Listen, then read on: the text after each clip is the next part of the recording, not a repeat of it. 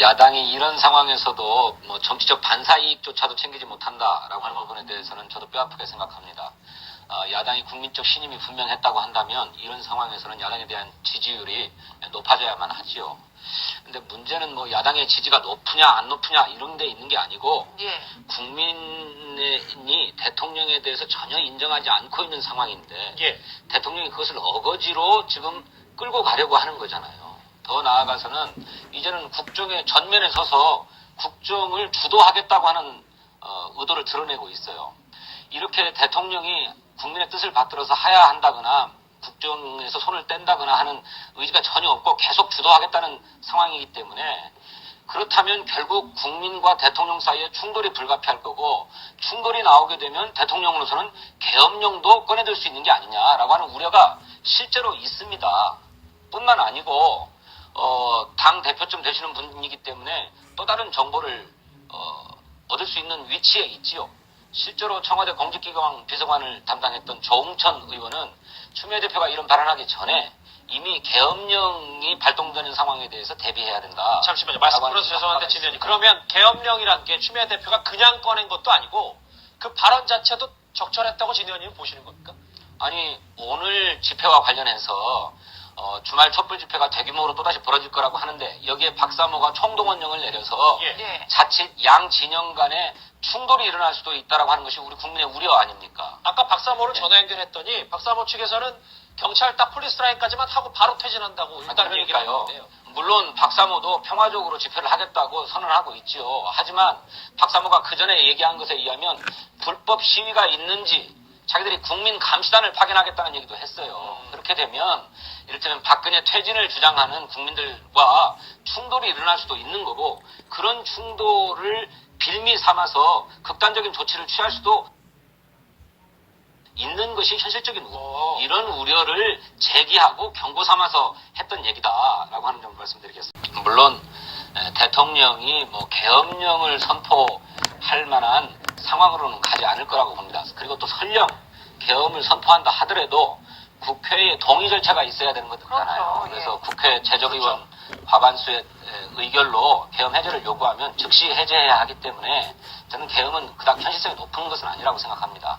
그런데 다만 지금 박근혜 대통령이 국정에서 손을 떼지 않고 오히려 더 나아가서 국정을 주도하겠다라고 하는 의사를 계속 보이고 있는 이상 최후의 순간에는 그래서 더 이상 대통령이 버티기 어렵다고 하는 순간에는 계엄령 선포도 우리가 상정해 놓고 대비해야 된다라고 하는 점을 저는 가능성을 배제할 수는 없다고 생각합니다. 그런 점에서 추미애 대표가 적절하게 경고했다고 생각하고 아까 우리 신조 의원님 말씀하신 것처럼 오늘 촛불 집회에 만에 하나 이런 폭력 사태가 일어난다거나 정말 만에 하나요. 이런 불상사가 일어나게 되면 그거는 정부로서도 뭐 무슨 계엄령이 꼭 아니라 하더라도 강경 진압에 빌미를 줄 수 있기 때문에 절대 그런 상황이 와서는 안 된다. 이런 점을 또 한번 상기시킨 측면인데요. 김성민 전 의원이 이런 얘기를 했어요. 이정현 대표, 대통령보다 먼저 사퇴할 수 없도록 청와대 오도를 받았을 것이다. 어느 정도 가능성이 있는 얘기라고 보시나요? 저는 충분히 가능성이 있다고 생각합니다. 갑자기 말씀 중에 화색이 도시는 것 같은데요. 이정현 대표야말로 그동안에도 줄곧 박근혜 대통령을 섬기고 모시는 어떤 당무수석이라고 하는 비아냥까지 들을 정도로 그런 태도를 견지해 왔는데 본인으로서도 당내에서 쏟아지는 이런 퇴진 요구, 사퇴 요구가 얼마나 참 수모스럽고 견디기 어렵겠습니까? 그럼에도 불구하고 완강하게 버티는 것은 이정현 대표가 사퇴하는 순간에 그 화살이 곧바로 박근혜 대통령에게 향해 갈 수밖에 없고 박근혜 대통령으로서도 최후의 뭐랄까요 보루라고나 할까 버팀목이 사라지는 것이 되기 때문에 완강하게 버텨라 라고 주문하고 있다고 보는 것이 상식적이고 합리적인 추정이라고 생각합니다. 이정현 대표가 당명 개정과 당사 이전을 추진하고 있다. 어떻게 보시나요? 그거 하면 뭐합니까? 새누리당이 당명을 바꾼다고 새누리당의 과거가 없어지고 이를테면 최순실 부역자 박근혜 부여로서의 새누리당의 정체성이 사라집니까? 터무니없는 얘기죠. 그런데 아무것도 수습을 할 수 있는 게 없으니까 그런데다가 당 내에서는 대표가 퇴진해라라고 요구를 하니까 그나마 문의만 무엇이라도 좀 바꿔보는 신용을 하기 위해서 이걸 검토지시한 게 아닌가 이렇게 생각합니다. 근데 민주당도 더불어민주당으로 바뀌어서 좀 당명을 바꾸면서 좀 분위기 전환도 하고 뭔가 전환점을 마련하기 위해서 이정현 대표도 어쩔 수 선택 아닐까요? 뭐 당명만 바꾸는 문제가 아닙니다. 당명만 바꾸는 문제가 아니고 여기에는 새누리당 내에 주류 세력의 교체가 수반되어야만 하는 거죠. 예. 근데 이제 그런 이런 것을 것 지금 하고 같아요. 있는 거죠. 네, 실제로 박근혜 대통령이 8일 만에 이제 공식 석상의 모습을 드러냈는데 그 모습 어떻게 보셨나요? 정말로 가당치 않은 일이죠. 대통령이 즉각 국정에서 손을 떼고 하야 선언을 해도 상황이 수습될까 말까 하는 그런 지경인데 이제는 아예 드러내놓고 국정을 다 자기 주도로 펼쳐가려고 하고 있는 것 아닙니까? 물론 야당이 단일한 목소리로 전국 수습의 로드맵을 제시하고 단일하게 대통령이 요구하고 하는 것이 부족해서 그런 측면이 있음을 부인할 수 없습니다만 야당이라고 하는 게 여러 갈래로 나눠져 있고 여기에 또 시민사회까지 있고 또 대통령 선거에 즈음해서 여러 대선 후보들도 있어서 저마다 생각하는 로드맵이 조금씩 달라요. 예. 이제 이거를 하나로 모아서 단일한 로드맵을 만드는 것이 굉장히 중요한 일이라고는 생각합니다만 그럼에도 불구하고 여기에 공통점이 있죠 모두가. 그건 뭐냐면 대통령이 즉각 물러나야 된다. 예. 하야 선언부터 해라. 예. 그리고 나서 하야 선언을 하게 되면 그러면 그런 우리나라를 어떻게 이끌어 나가야 될지 그거를 거국내각 총리로 할지 뭘로 할지는 그 다음에 논의하면 된다라고 하는 거예요.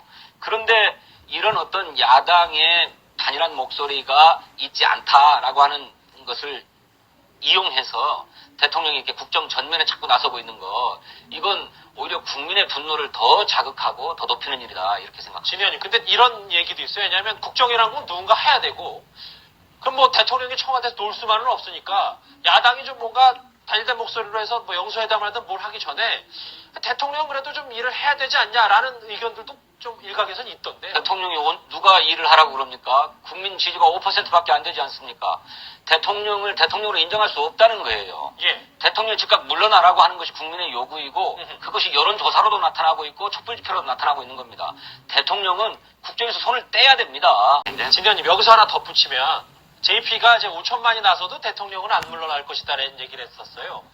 그러면서 그러니까 3주 정도 더 먼저 탄핵을 진행했으면 3주는 안 벌이지 않았냐 이런 얘기도 있던데요. 아이고 참.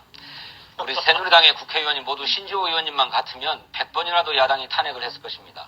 그런데 그렇지 않잖아요. 지금 탄핵안 발의하면 탄핵안 틀림없이 가결됩니까? 신지호 의원님은 자신하실 수 있으신가요? 저는 가결될 거라고 그렇습니까? 저도 가결될 수 있다고 생각합니다. 예, 그러니까요. 이를테면 예. 대통령 탄핵안에 대한 표결이 공개투표로 이루어지는 것이라고 한다면 그렇게 확신할 수도 있을지 모르겠습니다.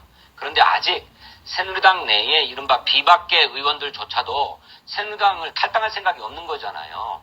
네?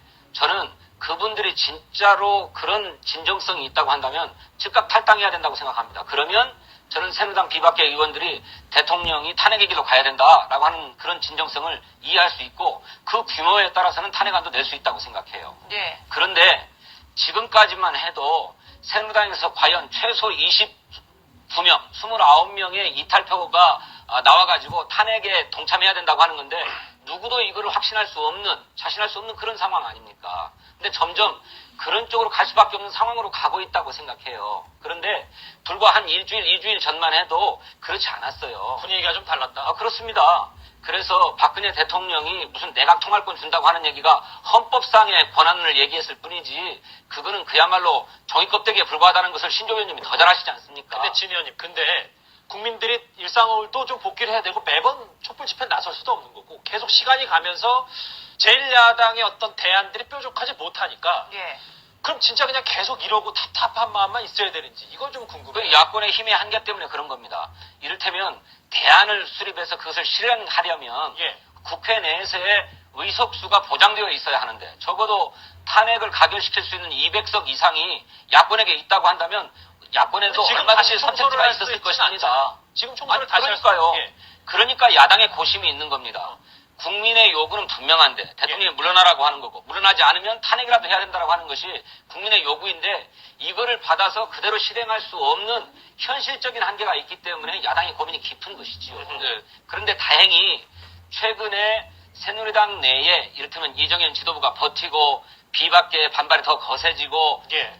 대통령이 저렇게 국정에 전면에 나서겠다고 하고 심지어 자기가 국민 앞에 약속했던 수사를 받겠다고 하는 약속도 거부해버리고 이런 상황이기 때문에 점점 더 새누리당 내에 박근혜 대통령이 동의하지 않는 정치인들이 탄핵에 동참할 수 있는 환경과 조건이 형성되어 가고 있다고 생각해요. 그런 점에서 이제 탄핵안을 준비해서 발의하게 되면 성사될 가능성이 있지 않는가 이렇게 생각합니다.